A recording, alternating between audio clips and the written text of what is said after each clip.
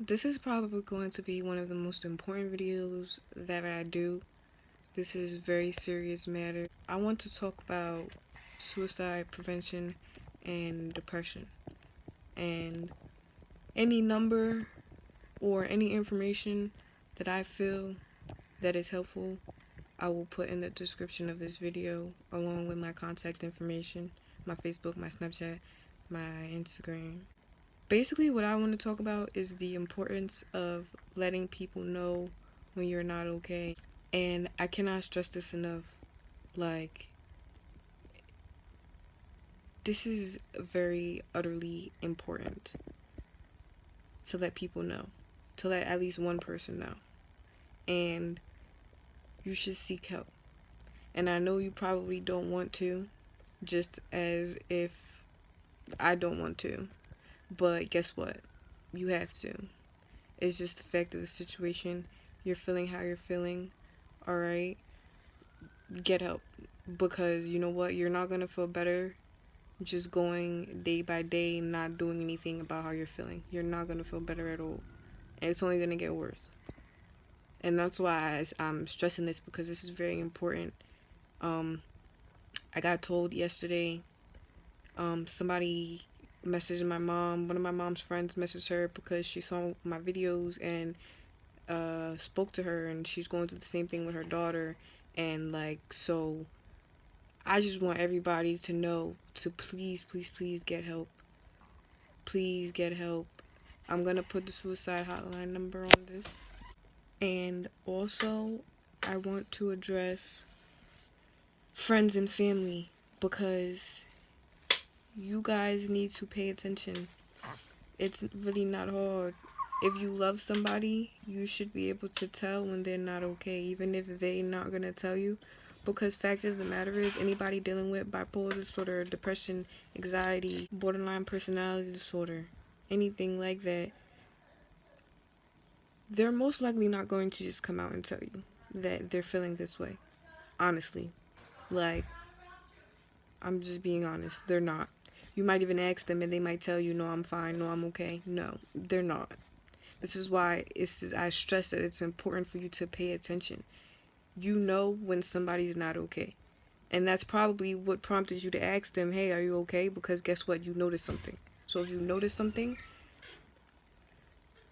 I won't say force yourself on them, but just keep an eye on them, watch them, check up on them, make sure they know that you're a person that they can talk to, make sure they know that they're a person that you can trust. You have to be there as much as you can for these people, and I'm so serious. And this is why the suicide rate is so high, because people feel so alone. Seriously, they feel so alone and so broken that they feel like the only thing left to do is to die. Think about that. And I know this because I felt that way. Every time I tried to kill myself was because I felt like I didn't have anybody. I didn't have no purpose on this earth. I have a whole son at this time, and even the fact of him being here was not enough to keep me on this earth. Because in my head, I know that he'll be taken care of whether I'm here, whether I'm not here. I don't really think about the importance of him needing his mother, how bad that's gonna hurt him when he grows up not having a mother because his mother killed himself. You don't think about anything like that. You don't think rationally when you're in this state of mind. You don't think rationally at all. So it is very important. It is very important for people that are feeling like this to seek help from either their doctor. Your primary care doctor can prescribe you medications or help you, and also a psychiatrist, a therapist. You don't want to go to just any therapist. You want to go to a psychiatrist. Psychiatrists are the therapists that can prescribe medications. Majority of the time, you're going to need medications, whether you like it or not. It's sad to admit that, but that's the fact of the situation. I'm currently on medications. I hate pills. I did a whole video about how I had an addiction to pills. I'm not really fond of popping pills. But every day, twice a day, I take this medicine. You wanna know why? Because if I don't take this mood stabilizer, my day is really crazy because my mood bounces so much. It's like it's out of control. Like, seriously. I get very antsy, and then I get very depressed, and then I'm very happy and smiling and joking and laughing, and then I'm very depressed. And then I have all this energy. I want to jump around. I want to go, oh, let's go for a walk. Let's go to the park. And then I'm very depressed. Like, and this happens like by the hour. Imagine having that many mood swings every hour of every day. It gets tiring. Like, literally, having mood swings is tiring. It's a tiring thing. Being depressed is tiring. Having anxiety is tiring. Like, it really is. And that is why people start thinking about suicide. Seriously. Because it's tiring. It's very tiring. And then when you're tired from going through what you're going through, and then you also feel like you don't have anybody in your corner, or you feel like you don't have anybody that understands you or anybody that you can talk to, then yeah, suicide seems pretty freaking good option. So if you want to help people that you love, be there for them. Even if they tell you that they're fine, if you know, if your gut is telling you that this person is not fine, please do not leave this person alone. That is probably the worst thing that you can do for that person. I'm so serious. And also, I also want to speak on psych wards. Psych wards, if you ask me, are a no-go.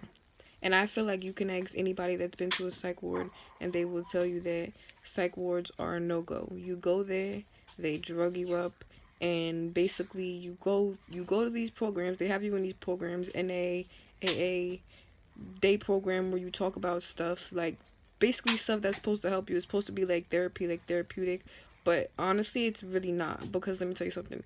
When you're there, you don't have to participate. It's not mandatory to participate. It's mandatory for you to go. All you have to do is go and sit there.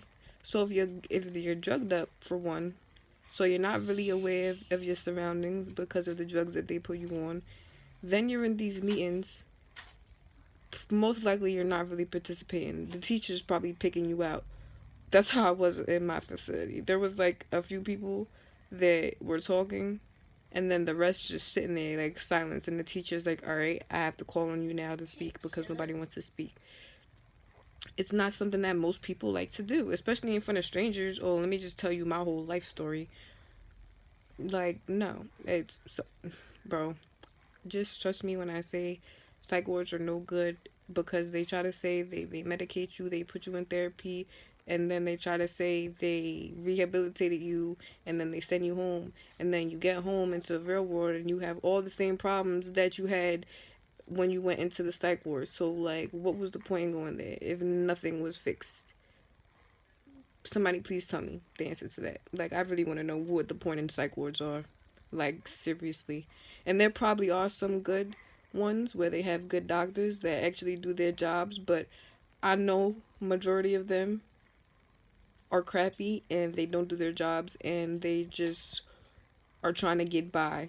So they put everybody on medication, so everybody's like a little zombie and everybody's cooperative, and then everybody goes about their day. And that's really the reality of what it's like being in the psych ward. Now I want to talk about the getting help aspect, because when you have a condition or conditions like this, because most people, to be honest, when you have like depression, you most likely have depression and anxiety. Like, usually you have two or three illnesses, not just the one. Like, I very rarely hear people say like, oh, they just have like just depression and that's it, or they have just anxiety and that's it.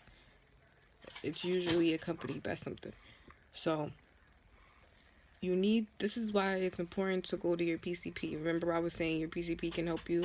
Yes, it is important to speak with your PCP regularly. Honestly, if you're feeling badly, even if you're feeling good, you should speak to your PCP. Go see your PCP. I would say once every 3 months, if not more than that.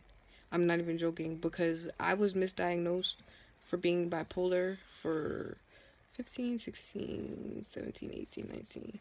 For 4 years. Okay? For 4 years, I was misdiagnosed because I was only going to the doctor when I got to the point of like, all right, like I can't take this no more. I want to kill myself. So then I go seek help because I feel like I can't take this anymore and I don't want to kill myself, obviously. So I'm going to go get help. But that is not the way to go. You should definitely go regularly. And the reason I'm saying this is because when you're bipolar, you have mood swings, up and down mood swings. The reason why I was misdiagnosed, like I said, is because I was only going when I felt bad. So I got diagnosed with anxiety and depression. And I was going with that diagnosis for years. And they're giving me medication and it's working for like maybe a week. And then after that week's done, it's not working anymore. Like, seriously. I think the longest I took a medication was like 3 months. And that's just because the doctor kept telling me, like, no, you have to keep taking it. Like, it'll start working. It has to build up in your body. Yeah, it was a bunch of BS. The reason why it wasn't working is because I wasn't dealing with depression. I'm dealing with bipolar disorder. And it took 4 years and a few different doctors and going to a few different therapists to figure that out. Because I was only going when I was feeling bad. So they're thinking that I'm just feeling bad all the time. And so, yeah, I'm depressed. It makes sense, right?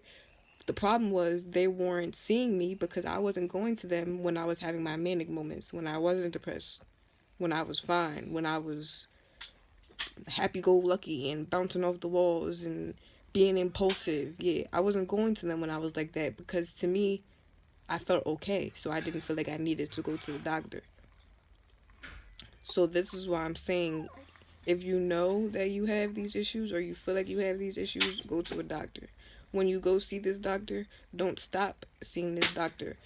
Go to this doctor continuously. Whether they want to see you once a month or once every 2 months or once every 3 months, keep going to this doctor because that's the only way they're going to be able to diagnose you correctly.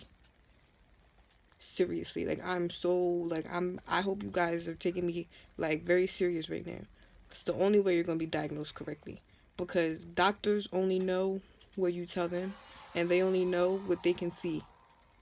So if you're only going to the doctor like how I was only going when I'm feeling bad, they're only seeing me feeling bad. I'm only telling them about me feeling bad because that's how I'm feeling right at this moment. So they don't know about the other moments. So they can't judge you and they can't diagnose you without knowing the full spectrum of your problems. And I hope this makes sense. I hope that makes sense. But um I think that's pretty much everything that I have to say. I hope this video was helpful. Like I was saying before, if you're having anxiety, even if you're having depression, you can try using the grounding techniques. I'm so serious. If you do it correctly and you actually focus on what you're doing, it works. I promise you it works. I've literally stopped in the midst of having a panic attack, like a panic attack where I'm like choking, like I can't breathe, like a serious one. And I've did the grounding technique and it's calmed me down. So I literally swear by that. Anybody I meet that has anxiety, I tell them that first. Try this first. There's other things to try. I can give you guys more if that's what you want. Somebody you can just comment and let me know you need more. But definitely grounding is like my go-to. When I'm having anxiety, grounding. Seriously. But that's pretty much all that I have to say about this. I hope this was helpful to you guys. I'm going to end this video. Please subscribe to my channel for more videos. I'm also selling some t-shirts. I'll post a picture of those. And I'll also put the link to that in my bio. I'm doing a fundraiser. I would like to raise money for my business. What really is happening is I would like to raise money to get the name registered because I need to do that because to start an LLC you have to basically it's like copyright and you have to copyright the name so that nobody else can use it. And I did check to see if the name was being used currently and it's not. Damaged Butterflies is not being used. So I would like to raise this money as soon as possible so I can snatch that name up off the market. I really would love to be able to call my company Damaged Butterflies. And once I get that LLC, it's official. Like, that's what would make this official once I get that registered. And any extra money would go into a savings account to actually open up the business. I want to open up a storefront. The storefront will consist of clothing items. I'm honestly, I have this big vision in my head. I want to do bracelets and t-shirts and pants and hoodies. Somebody asked me if I made long sleeve shirts. No, I didn't make long sleeve shirts, only short sleeve. That actually helped me to know when people ask me questions. Somebody asked me if I had a different color. So you guys asking me these questions is helping me know next time what I need to do. I need to make more colors, different, a variety of colors. I need to make a variety of different types of shirts, long sleeve shirts, short sleeve shirts, etc., etc. But that's what I need. This is why I need you guys' feedback, because I need you guys to help me tell me what you want so I can give you what you want. It's not benefiting me doing what I think is right, because if you guys don't like it, then you guys don't like it, and I just did this for no reason at all. Makes sense? So that's why your feedback is so important to me, because I really do want to get this business up and running. It would happen faster with you guys' support, which is why I just keep asking. I'm probably getting annoying for asking and asking and asking, but like I really want this. I want it that bad that I'm willing to annoy the hell out of y'all to get it. Yep. If I gotta annoy you to get you to buy a t-shirt, as long as you buy that t-shirt, guess what? My mission is accomplished. Like, you're annoyed, but my mission is accomplished. I made a sale, and that's what I need. I need to make these sales. So please help me. I'll put the link, share my link, please. Share my video, subscribe to my channel for more videos, and you guys have a great night.